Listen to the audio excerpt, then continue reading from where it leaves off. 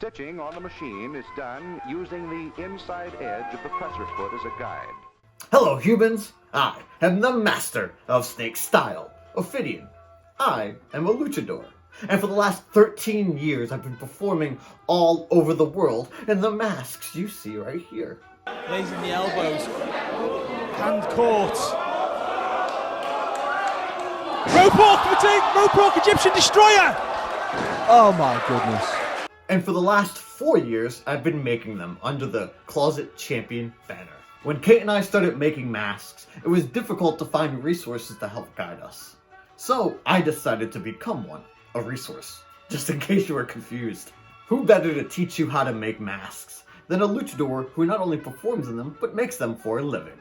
Before we get into the last video of this 3-parter, all the techniques you're about to see were self-taught under the guidance of my Closet Champion partner in crime, the genius voice of a generation, Kate Nix. These techniques are the way we choose to make masks, but they aren't necessarily the only way that you can make a lucha mask. If you don't have a genius voice of a generation wife to help make patterns for you, I've got you covered. You can go over to closetchampion.com/merch and buy some patterns directly from me and her, us, Closet Champion. Finally, we are at part 3, the final video in this series about how to make a basic lucha mask. Be sure to check out parts 1 and 2 in this series where we teach you how to make the base and add structure to that base. Or you don't have to watch it and you can just jump right into this. You do you, partner. You do you. In this video, part 3, we will be finalizing this mask, adding applique, closing the back up with the back panel, and making it wearable. Let's not delay any further. Grab your silicone spray and your hole punch. It's time to get you masked in public. Oh, yes. As always, we begin by gathering our materials. You will need your finished mask base, Magnatac or Fabri-Tac fabric glue, patterns for your panel, tongue, and faceplate, upholstery vinyl in the color of your choosing, 4-way spandex for the mask tongue, straight pins, a foam head to help with your placement, spray adhesive that is safe to use with your sewing machine, a French curve ruler, a leather hole punch, a water-soluble fabric marker, scissors, and a shoelace that's at least 45 inches long. Oh, almost forgot, the dry-type silicone spray. Your first step towards mask completion is to trace and cut out your lacing panel from the upholstery vinyl. You'll be doing this twice, one for the outer layer and one for the inner layer. When you trace the inner layer for the lacing panel, leave a 1/4 inch seam allowance around the top and outer edges.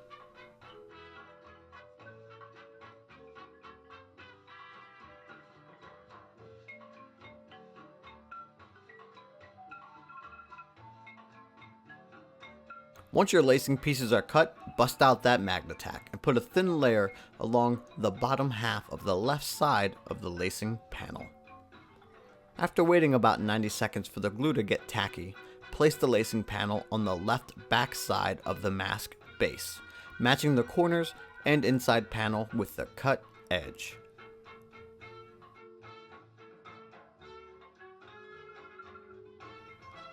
Repeat this on the right side, first gluing, then waiting, and then carefully aligning your pieces.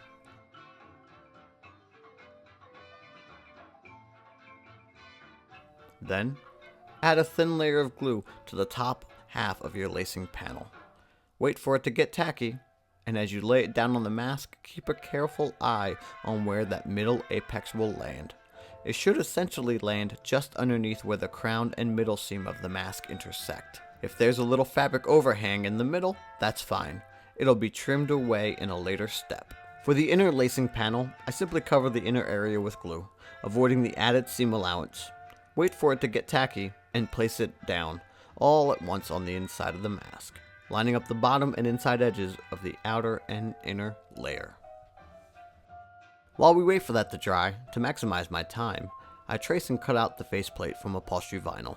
You can see here that I cut out the inner area by making an X cut in the center of the area I want to remove, and using that as an entry point for my scissors to cut away the unnecessary vinyl.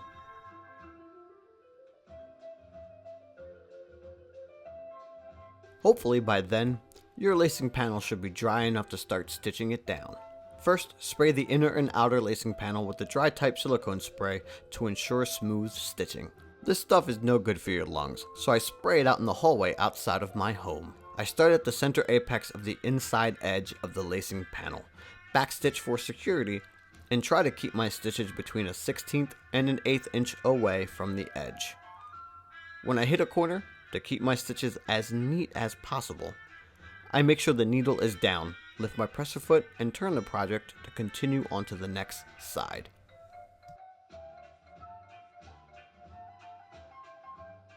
Once the lacing panel is securely stitched, I cut away that added seam allowance from the inner layer of the lacing panel, as well as any of the fabric that may have escaped from between the layers.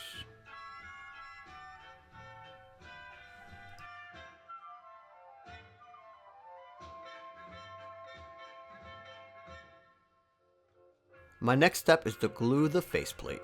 First, the mask goes on our foam head, Jerome the Foam Johnson. To make sure the mask stays in place as I work, I place a pin underneath the chin, as well as a few on the front, sides, and back. Once I'm sure the mask won't budge, I line up the faceplate where I believe it should be, and pin it to the mask and head to be sure of my placement. After ensuring my faceplate is exactly where I want it, I start the gluing process. Lifting away each corner, adding glue, waiting for it to get tacky, and then carefully replacing it where it was initially pinned.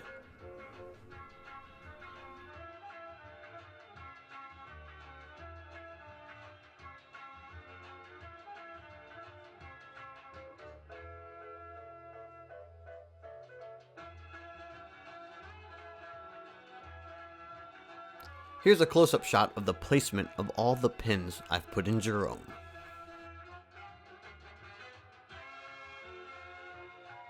While that's drying, I continue to make good use of my time and work on the tongue of the mask. The tongue is what protects your hair or scalp from getting caught in the laces, as well as providing extra coverage so there's no skin peeking through. To make the tongue, simply trace and cut 2 tongue pieces from your spandex. Pin them wrong sides together, and sew using about an 1/8 inch seam allowance.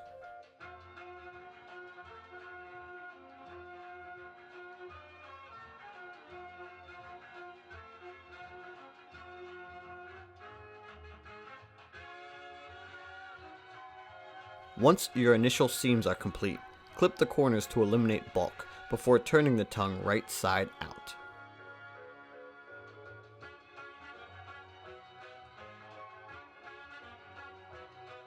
Then, roll the edges between your fingers to flatten the seams, pin, and top stitch.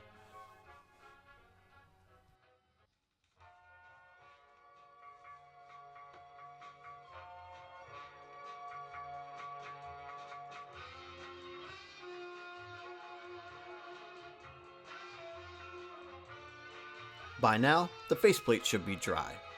First, I spray the faceplate with silicone spray, then begin stitching the faceplate from the innermost edges.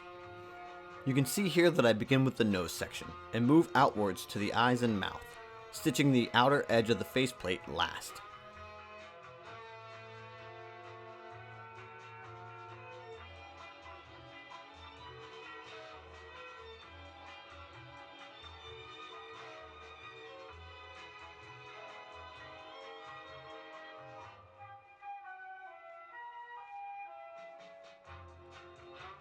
After the faceplate is securely stitched down, it's time to cut away the fabric in the eye, mouth, and nose holes. Be careful as you do this not to nick the edges of the faceplate itself.